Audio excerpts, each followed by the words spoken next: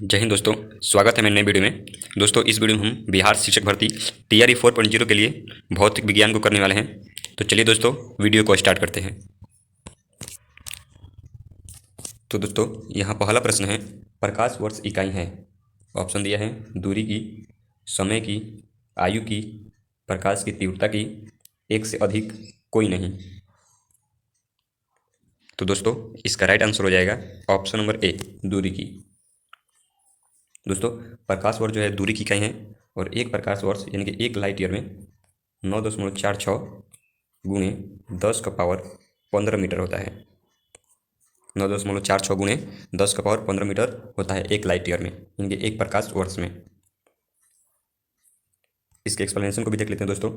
इसके एक्सप्लेनेशन में दिया हुआ है कि प्रकाश वर्ष एक वर्ष में तय की गई दूरी को एक प्रकाश वर्ष यानी कि लाइट ईयर कहते हैं। एक प्रकाश वर्ष में 9.46 गुणे 10 का पावर 15 मीटर होता है। अगला प्रश्न है, हर्ट्ज में क्या मापा जाता है। ऑप्शन है आवृत्ति को, ऊर्जा को, ऊष्मा को, गुणवत्ता को, एक से अधिक कोई नहीं।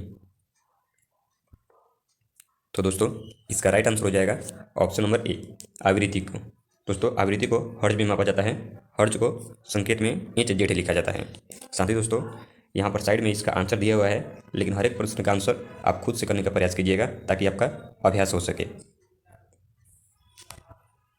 यहाँ एक्सप्लेनेशन को भी देख लेते हैं दोस्तों। एक्सप्लेनेशन में दिया हुआ है कि आवृत्ति का एसआई मात्रक हर्ट्ज है, अर्थात हर्ट्ज में आवृत्ति को मापा जाता है। इसे संकेत में कैपिटल ए, इंच और जेड द्वारा प्रदर्शित किया जाता है। एक सामान्य मनुष्य जो है वह 20 हर्ट्ज से 20,000 हर्ट्ज तक आवृत्ति को सुन सकने में सक्षम होता है। तो इसको ध्यान में रखिएगा दोस्तों, 20 से 20,000 हर्ट्ज तक एक सामान्य मनुष्य सुन सकता है।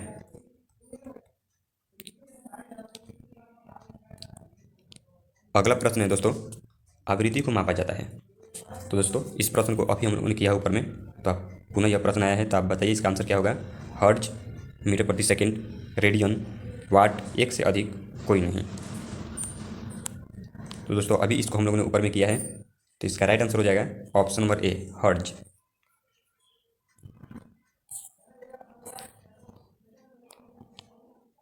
अगला प्रश्न है, विद्युत शक्ति इकाई है। ऑप्शन है एम्पियर, वोल्ट, कूलाम, वाट, एक से अधिक कोई नहीं। तो इसका राइट आंसर हो जाएगा ऑप्शन नंबर डी, वाट। दोस्तों विद्युत शक्ति को वाट में मापा जाता है। इसके एक्सप्लेनेशन को भी देख लेते हैं दोस्तों। यहाँ दिया हुआ है कि P बराबर विद्युत शक्ति P बराबर VI होता है। यहाँ पर V जो है विभवांतर है और I जो है विद्युत धारा है, और V बराबर W/G होता है। यहाँ पर दोस्तों V बराबर W/Q होता है। यहाँ पर G गलती से दे दिया है, इसको Q होना चाहिए, और I बराबर Q/T होता है। I बराबर Q/T होता है। तो यहाँ पर Q/T दिया हुआ है, तो इस तरह से Q कैंसिल हो जाता है और W/T बच जाता है, जहाँ से जूल प्रति सेकंड भी 1 वाट के बराबर हो जाता है। अगला प्रश्न है, दृश्य स्पेक्ट्रम के तरंगदैर्ध्य की सीमा है। ऑप्शन है 1300 एंगस्ट्रॉम से 3900 एंगस्ट्रॉम, 3900 एंगस्ट्रॉम से 7600 एंगस्ट्रॉम, या फिर 7800 एंगस्ट्रॉम से 8200 एंगस्ट्रॉम, 8500 एंगस्ट्रॉम से 9800 एंगस्ट्रॉम, एक से अधिक कोई नहीं। तो दोस्तों इसका राइट आंसर हो जाएगा option number B. Option number B दोस्तों 3900 एंगस्ट्रॉम से, ऑप्शन नंबर बी में दिया था दोस्तों 3900 एंगस्ट्रॉम से 7600 एंगस्ट्रॉम, 3900 एंगस्ट्रॉम से 7600 एंगस्ट्रॉम तक होता है दृश्य प्रकाश का आवृत्ति। माफ कीजिएगा दोस्तों, दृश्य प्रकाश का तरंगदैर्ध्य जो है 3900 एंगस्ट्रॉम से 7600 एंगस्ट्रॉम होता है। इसके एक्सप्लेनेशन को भी देख लेते हैं दोस्तों। इसमें दिया हुआ है कि दृश्य स्पेक्ट्रम यानी कि प्रकाश के संबंध में कोई निश्चित सीमा रेखा निर्धारित करना कठिन है। यह व्यक्ति की उम्र, आँख की क्षमता, प्रकाश स्रोत की दूरी, तीव्रता आदि बातों पर निर्भर करती है। एक सामान्य तौर पर इसकी सीमा जो होती है 320 नैनोमीटर से 860 नैनोमीटर होता है। दोस्तों यहाँ पर 320 नैनोमीटर में दिया है, जबकि हम लोगों ने 3900 एंगस्ट्रॉम में बात की थी, तो वो जो था एंगस्ट्रॉम में था, लेकिन इसको नैनोमीटर में दिया है 320 नैनोमीटर से 860 नैनोमीटर में। यदि नैनोमीटर में पूछें तो आप इसको ध्यान में रखिएगा, 320 नैनोमीटर से 860 नैनोमीटर, जबकि एंगस्ट्रॉम में यह मान 3200 एंगस्ट्रॉम से 8600 एंगस्ट्रॉम होगा। तो दोस्तों हर एक जगह जो है चीज़ें अलग अलग देती हैं, जैसे ऊपर में दिया हुआ है कि व्यक्ति की उम्र, आँख की क्षमता, प्रकाश स्रोत की दूरी, तीव्रता, इन सभी बातों पर निर्भर करता है। तो दोस्तों थोड़ा बहुत हर एक बुक में आपको ऊपर नीचे देखने को मिल सकता है, लेकिन फिर भी आप लोग 3900 एंगस्ट्रॉम से 7600 एंगस्ट्रॉम को याद रखिएगा। आगे दिया है कि अमेरिकी अंतरिक्ष एजेंसी इसकी सीमा 380 से 700 नैनोमीटर तक बताया है।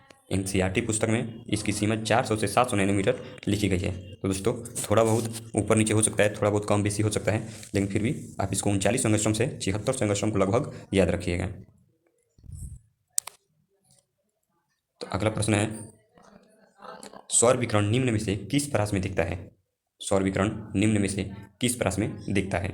ऑप्शन है 100 से 400 नैनोमीटर, 400 से 700 नैनोमीटर, 740 से 10,000 नैनोमीटर, कोई नहीं। तो दोस्तों ये प्रश्न भी ऊपर वाला ही है। यहाँ पर हालांकि ऊपर हम लोगों ने एंगस्ट्रॉम में पढ़ा था, तो यहाँ पर नैनोमीटर में पूछ दिया है। तो एक्सप्लेनेशन हम लोगों ने देखा दोस्तों, यहाँ पर ऑप्शन नंबर बी हो जाएगा, 400 नैनोमीटर से 700 नैनोमीटर। अगला प्रश्न दिया है दोस्तों, दो कैंडेला का एक दमदिक स्रोत जितना प्रकाश फ्लक्स पैदा करता है वह है 2 पाई ल्यूमेन, 4 पाई ल्यूमेन, 8 पाई ल्यूमेन, एक से अधिक कोई नहीं। तो दोस्तों इसका राइट आंसर हो जाएगा ऑप्शन नंबर सी, 8 पाई ल्यूमेन। ऑप्शन नंबर सी इसका राइट आंसर हो जाएगा 8 पाई ल्यूमेन। इसके भी एक्सप्लेनेशन को देख लेते हैं दोस्तों। इसमें दिया हुआ है कि ज्योति फ्लक्स यानी कि प्रकाश फ्लक्स का ऐसा ही मात्रक ल्यूमेन होता है। ज्योति फ्लक्स को एफ से प्रदर्शित करते हैं। एफ बराबर फार्मूला होता है 4 पाई आई, ध्यान रखिए जो 4 पाई आई, और यहाँ पर दिया हुआ है। तो दोस्तों यहाँ पाई का मान दिया होता है 2, तो 4 पाई में 2 से गुणा करेंगे तो 8 पाई ल्यूमेन आ जाएगा। तो इस प्रकार दो कैंडेला का एक दमदिक स्रोत जितना प्रकाश फ्लक्स पैदा करता है वह 8 पाई ल्यूमेन होता है। अगला प्रश्न दिया है, आर्द्रता किस उपकरण से नापी जाती है? ऑप्शन है हाइड्रोमीटर, हाइग्रोमीटर, पायरोमीटर, लैक्टोमीटर, एक से अधिक कोई नहीं। तो दोस्तों इसका राइट आंसर हो जाएगा ऑप्शन नंबर बी, हाइग्रोमीटर। आर्द्रता को दोस्तों हाइग्रोमीटर से नापा जाता है। इसके एक्सप्लेनेशन को देख लेते हैं दोस्तों। इसमें दिया हुआ है कि हाइग्रोमीटर वायुमंडल की सापेक्षिक आर्द्रता मापने का यंत्र है। हाइड्रोमीटर से द्रव, जल तथा तुलनात्मक घनत्व का मापन किया जाता है। तो हाइग्रोमीटर से दोस्तों सापेक्षिक आर्द्रता का मापा जाता है और हाइड्रोमीटर से द्रव एवं जल के तुलनात्मक घनत्व का मापन किया जाता है। अगला प्रश्न है दोस्तों, दाब की इकाई क्या है? ऑप्शन है न्यूटन प्रति वर्ग metre, newton metre, newton, newton प्रति मीटर, एक से अधिक कोई नहीं। तो दोस्तों इसका राइट आंसर हो जाएगा ऑप्शन नंबर ए, न्यूटन प्रति वर्ग मीटर। हम जानते हैं दोस्तों दाब बराबर बल बटे में क्षेत्रफल होता है। दाब बराबर दोस्तों बल बटे में क्षेत्रफल होता है। तो यहाँ से इसका जो इकाई होगा वो क्या हो जाएगा, न्यूटन प्रति मीटर स्क्वायर। न्यूटन प्रति मीटर स्क्वायर इसका हो जाएगा दोस्तों। तो ऑप्शन नंबर ए इसका राइट आंसर हो जाएगा। एक्सप्लेनेशन को भी दोस्तों देख लेते हैं। इसमें दिया हुआ है कि किसी तल के इकाई क्षेत्रफल पर लगने वाले बल को ही दाब कहते हैं। लगने वाले बल को दोस्तों दाब कहते हैं, और दाब एक अदिश राशि है। इसको ध्यान में रखिएगा। दाब कैसी राशि है दोस्तों? दाब एक अदिश राशि है। दाब का मात्रक न्यूटन प्रति वर्ग मीटर होता है, जिसे पास्कल भी कहते हैं। तो इसको ध्यान में रखिए दोस्तों, न्यूटन प्रति वर्ग मीटर भी होता है जिसे पास्कल भी कहते हैं, और कभी कभी दाब की इकाई पूछता है तो इसका आंसर पास्कल भी हो जाता है। अगला प्रश्न है, दाब का मात्रक है। ऑप्शन है किग्रा प्रति सेंटीमीटर स्क्वायर, किग्रा प्रति सेंटीमीटर, किग्रा प्रति मिलीमीटर, या किग्रा प्रति घन सेंटीमीटर। तो दोस्तों इसका राइट आंसर हो जाएगा ऑप्शन नंबर ई। दोस्तों ऑप्शन नंबर ई इसका राइट आंसर हो जाएगा। इसमें से कोई भी दोस्तों इसका आंसर नहीं होगा। तो इस तरह से ऑप्शन नंबर ई इसका राइट आंसर हो जाएगा। अगला प्रश्न दिया है, निम्नलिखित में से कौन सी अदिश राशि है? बल, दाब, वेग, त्वरण, एक से अधिक कोई नहीं। तो दोस्तों इसका राइट आंसर हो जाएगा ऑप्शन नंबर बी, दाब। इसको दोस्तों अभी हम लोगों ने ऊपर में पढ़ा है, तो ऑप्शन नंबर बी इसका राइट आंसर हो जाएगा। इसके भी एक्सप्लेनेशन को दोस्तों देख लेते हैं। इसमें दिया है कि वे राशियाँ जिनको व्यक्त करने के लिए दिशा एवं परिमाण दोनों की आवश्यकता होती है उसे सदिश राशियाँ कहते हैं। उदाहरण में दिया है बल, वेग, विस्थापन, त्वरण, संवेग आदि। जिन राशियों को व्यक्त करने के लिए केवल परिमाण की आवश्यकता होती है, दिशा की नहीं, तो उन्हें अदिश राशियाँ कहते हैं। उदाहरण के तौर पर आयतन, दाब, चाल, दूरी आदि। तो ये दोस्तों ये सब अदिश राशियाँ हैं, जबकि ऊपर में दी हुई बल, वेग, विस्थापन, त्वरण, संवेग आदि ये सारी जो चीज़ें हैं ये सदिश राशियाँ हैं।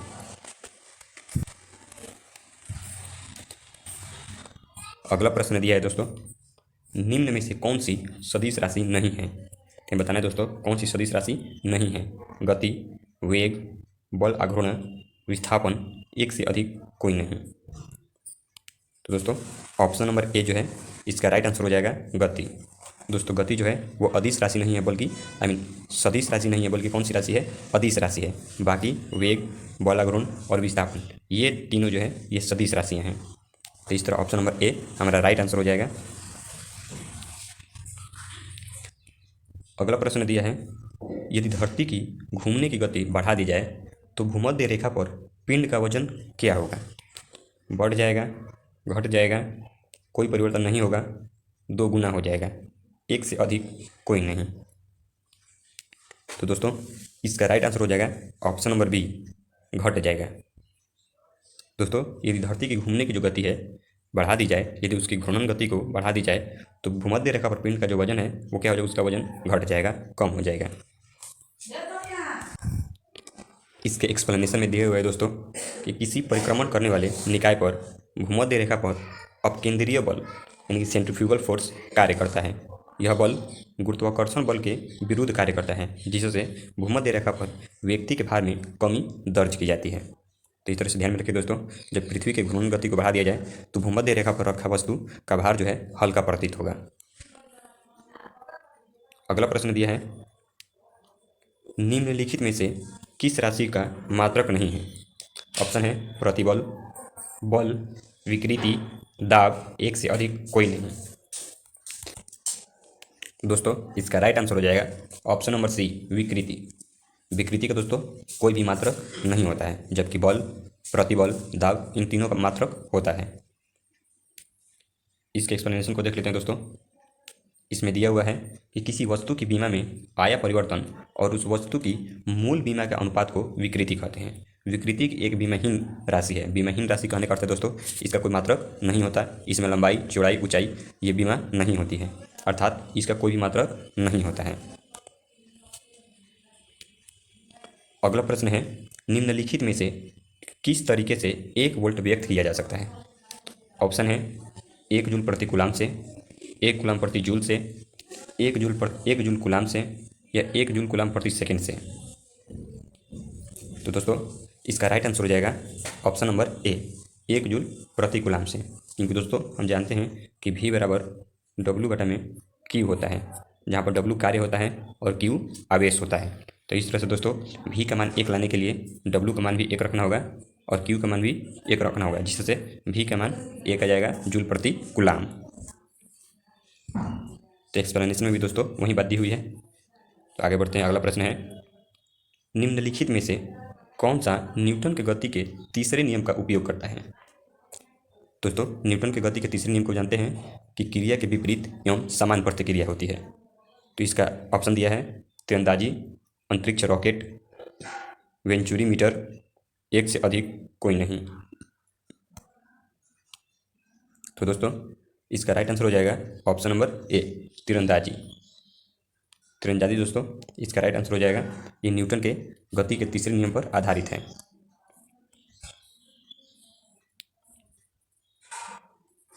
तो एक्सप्लेनेशन में वही बात दी हुई है दोस्तों, तो इसे इसको स्किप कर देते हैं। अगला प्रश्न है, रासायनिक गुणों को अपरिवर्तित रखते हुए एक परमाणु के नाभिक में जोड़े जाने वाले कण हैं। ऑप्शन है न्यूट्रॉन, इलेक्ट्रॉन, प्रोटॉन, एक से अधिक कोई नहीं। तो दोस्तों इसका राइट आंसर हो जाएगा option number A, neutron. Neutron दोस्तों इसका राइट आंसर हो जाएगा। इसके एक्सप्लेनेशन को देख लेते हैं दोस्तों। इसमें दिया हुआ है कि परमाणु के नाभिक में न्यूट्रॉन कण जोड़ने पर रासायनिक गुण अपरिवर्तित रहता है। इसको ध्यान में रखिए दोस्तों, यदि परमाणु के नाभिक में न्यूट्रॉन कण को जोड़ा जाए तो रासायनिक गुण जो होगा उसका अपरिवर्तित रहेगा, अर्थात बदलेगा नहीं।